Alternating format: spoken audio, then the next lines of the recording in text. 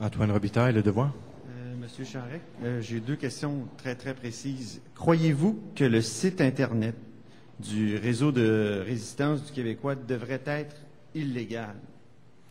Je trouve scandaleux que Pauline Marois refuse aujourd'hui à l'Assemblée nationale du Québec d'adopter une motion pour dénoncer les menaces formulées par le réseau québécois auquel elle est associée. Ça, je trouve ça proprement scandaleux. Et de voir son leader en Chambre se lever en riant, littéralement en riant à l'Assemblée pour dire non, moi, je pense que c'est une chose. Est-ce que vous D'ailleurs, croyez que ça soit illégal? Permettez-moi de vous citer ce site-là là, du réseau Résistance du Québec. Sur leur site Internet, ils disent ceci. Il y a deux façons de contrôler les gens, en leur faisant peur et en les démoralisant. Et ils disent ceci. L'indépendance du Québec ne se fera pas simplement en votant tous les 4 ans. Elle ne se fera pas à l'issue d'un débat démocratique.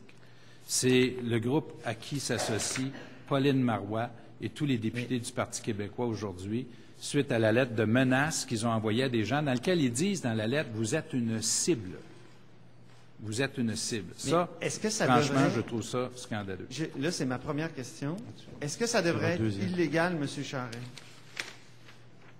Moi, ma première préoccupation, c'est cette lettre-là qui a été envoyée avec un symbole largement utilisé par la FLQ, auquel est associée Pauline Marois. C'est ça. Pour le site Internet, on aura l'occasion d'en discuter avec le directeur général des élections. Ça me paraît comme étant un enjeu qui est secondaire par rapport au fond. Quel est le fond de l'enjeu? C'est ça, là. C'est la lettre que j'ai ici devant vous, là, qui est une lettre envoyée à du monde qui ont donné à un parti politique, qui l'ont fait légalement, qui l'ont fait honnêtement, puis qui se font dire que vous êtes une cible. Vous êtes devenu une cible. Et Pauline Marois, au lieu de dénoncer ça, par ses gestes aujourd'hui, le cautionne. Yves Chartrand, rue Frontenac. Si vous me permettez juste d'ajouter quelques éléments d'information sur le réseau de résistance du Québécois. Ces documents-là, dont cette lettre, ont été envoyés par une organisation. On vous a cité des passages de leur site Internet, comment ils se présentent.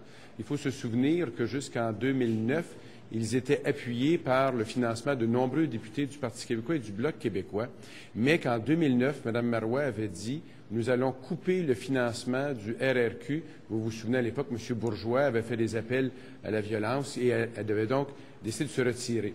Ils ont décidé, du côté du Parti québécois, d'insérer dans leur coalition maintenant la RRQ. Ça s'est fait à l'égard de la loi sur l'enseignement, donc de ramener le RRQ malgré les prises de position antidémocratiques qu'ils ont.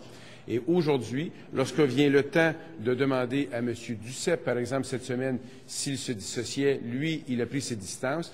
Quand arrive le temps à l'Assemblée nationale de demander à l'opposition officielle de dire clairement qu'on ne peut pas accepter ça dans une société démocratique, des mouvements comme ceux-là, ils ne veulent pas le dénoncer, ils veulent rester avec leurs coalisés. Franchement, ça laisse poser beaucoup de questions sur l'avenir démocratique de notre société si un parti qui est l'opposition officielle et prétend être le pouvoir décide de s'associer à des individus de ce type-là. Moi, franchement, je pense qu'il y a des questions à poser du côté du PQ.